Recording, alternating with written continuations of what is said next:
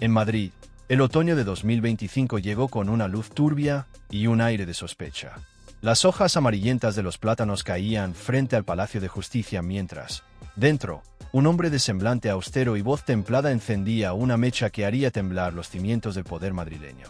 Su nombre, José Luis Calvo. Juez veterano, curtido en décadas de procesos por corrupción y fraudes políticos, acostumbrado a mirar a los ojos del poder sin pestañear.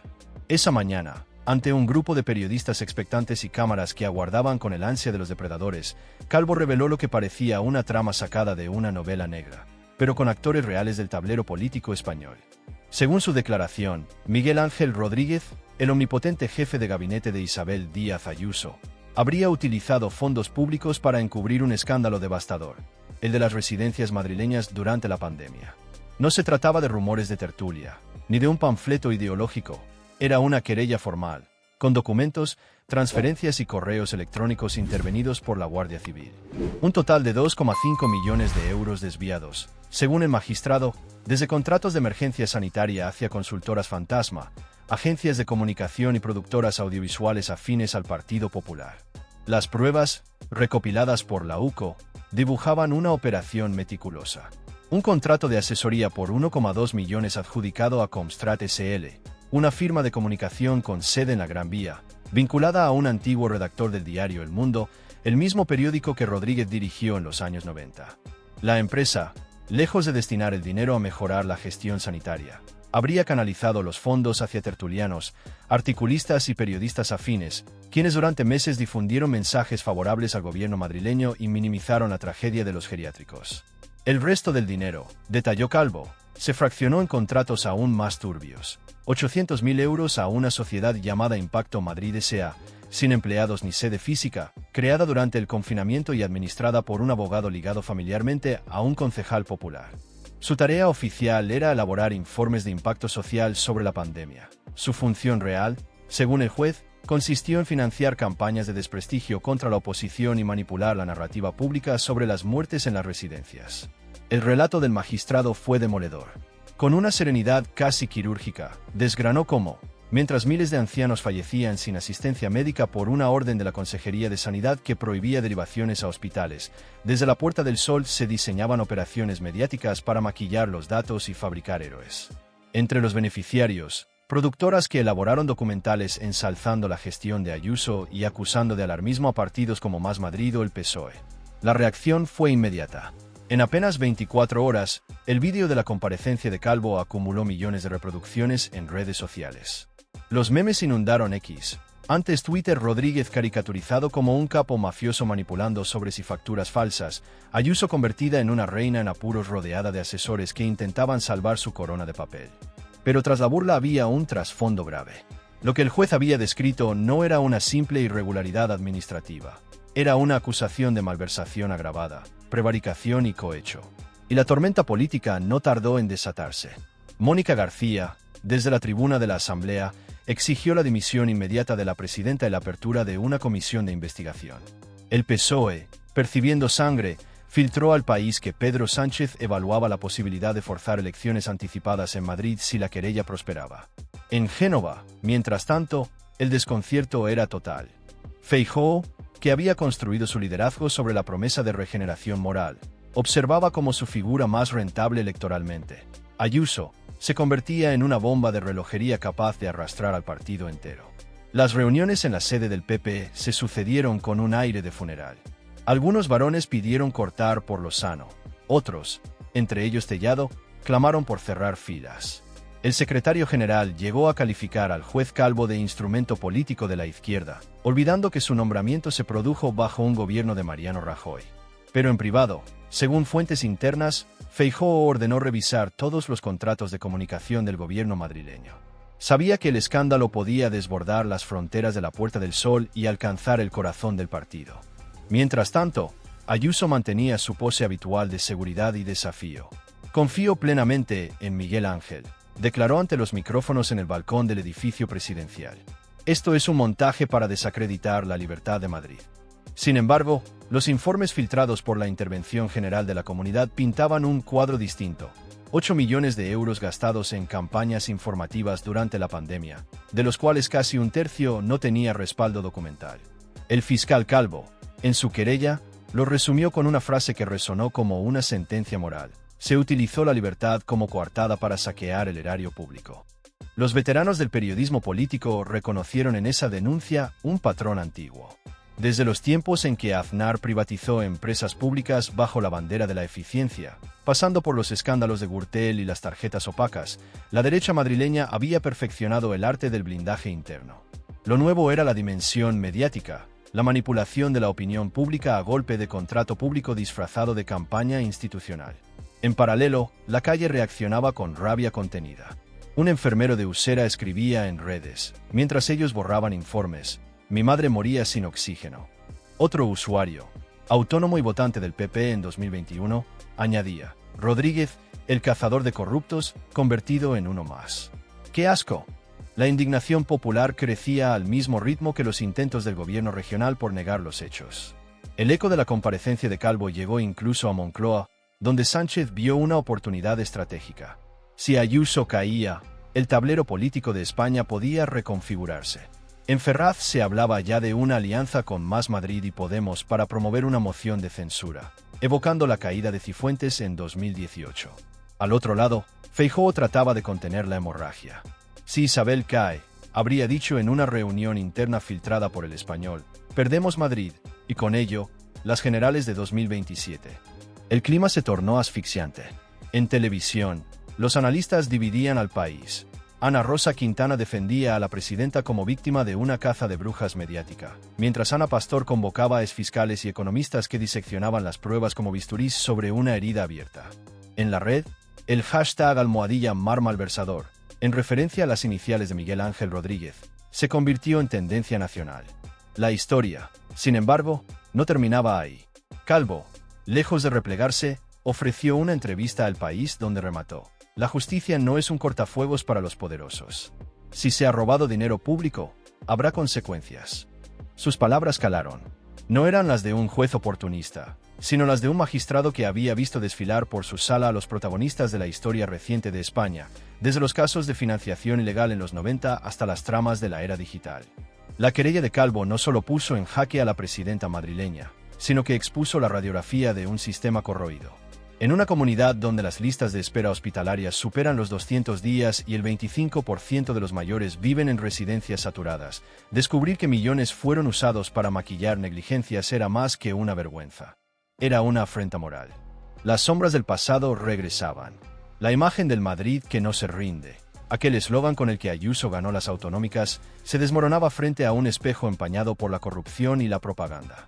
En los cafés del centro, los viejos periodistas comentaban la ironía.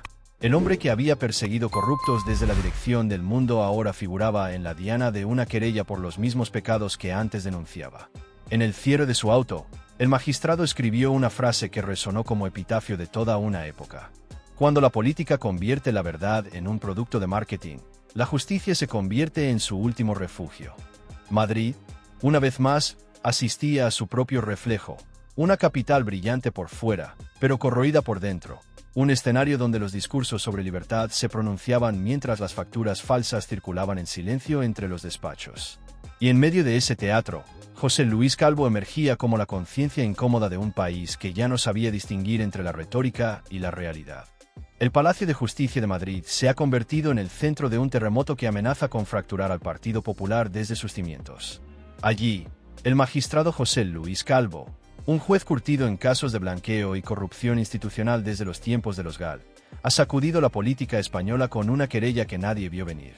Su acusación no se apoya en rumores, sino en un arsenal de pruebas: correos interceptados por la UCO, transferencias rastreadas por la UDEF, testimonios de funcionarios bajo protección judicial y facturas que, según él, desnudan una maquinaria de manipulación financiada con dinero público. Las cifras son escalofriantes.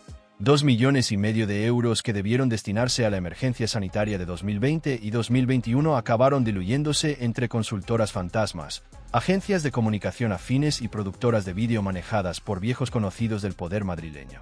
Rodríguez, el eterno guardián de la presidenta, habría dirigido desde su despacho una red de pagos camuflados, contratos a dedo y favores mutuos diseñados para blindar a su jefa del escándalo de las residencias. Calvo lo expone con precisión quirúrgica. Lo que empezó como un intento de gestión de crisis se transformó en una operación encubierta de desvío de fondos públicos.